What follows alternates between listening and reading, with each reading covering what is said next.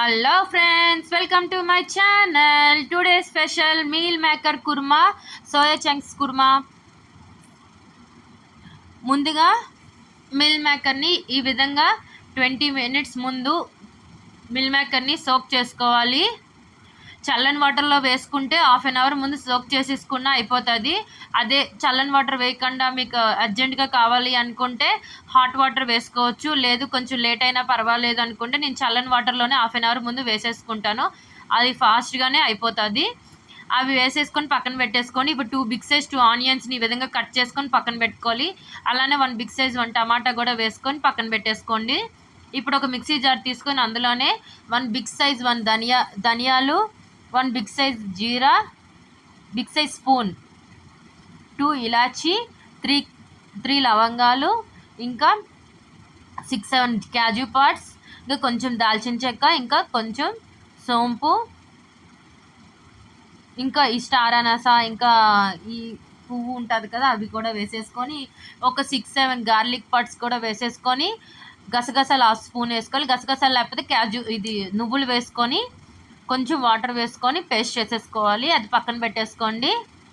ఇప్పుడు stove on చేసుకొని pan పెట్టేసుకొని 3 స్పూన్స్ ఆయిల్ వేసుకొని మీల్ మేకర్ వేసుకోవాలి. మనం ముందుగా సోక్ చేసుకున్న దాన్ని ఈ విధంగా స్క్వీజ్ చేసుకుంటూ మీల్ మేకర్ని ప్యాన్లో వేసేసుకోవాలి. వేసుకున్న తర్వాత మీడియం ఫ్లేమ్లో ఒక 10 minutes ఈ విధంగా ఇలా ఫ్రై చేస్తూ ఉండాలి, లేకపోతే కిందన అంటేస్తుంది. మీడియం ఫ్లేమ్లో 10 minutes ఫ్రై చేసుకోండి. కలుపుతూ ఉండాలి, లేకపోతే కిందన అంటేస్తుంది. ఇదిగోండి ఈ విధంగా కలుపుతూ ఉండాలి.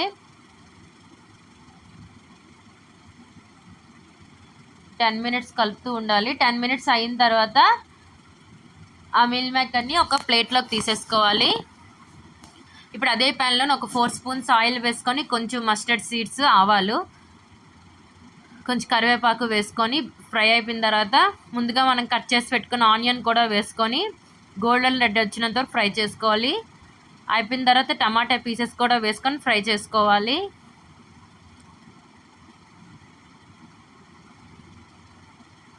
టమాటా పీసెస్ కూడా బాగా వేగిపోయిన తర్వాత 1 big size spoon ginger garlic paste కూడా వేసుకొని బాగా ఫ్రై చేసుకోవాలి పచ్చివాసన పోయినంత వరకు. ఇప్పుడు 3 స్పూన్స్ కర్డ్, రుచికి తగినంత కారం, కొంచెం పసుపు వేసుకొని బాగా కలిపేసుకోవాలి.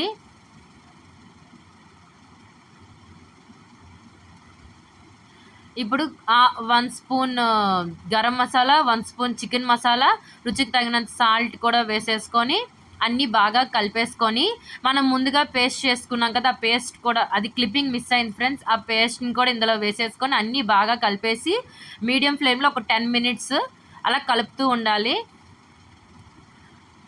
మూత పెట్టేసుకొని మధ్యలో కలుపుతూ ఉండాలి.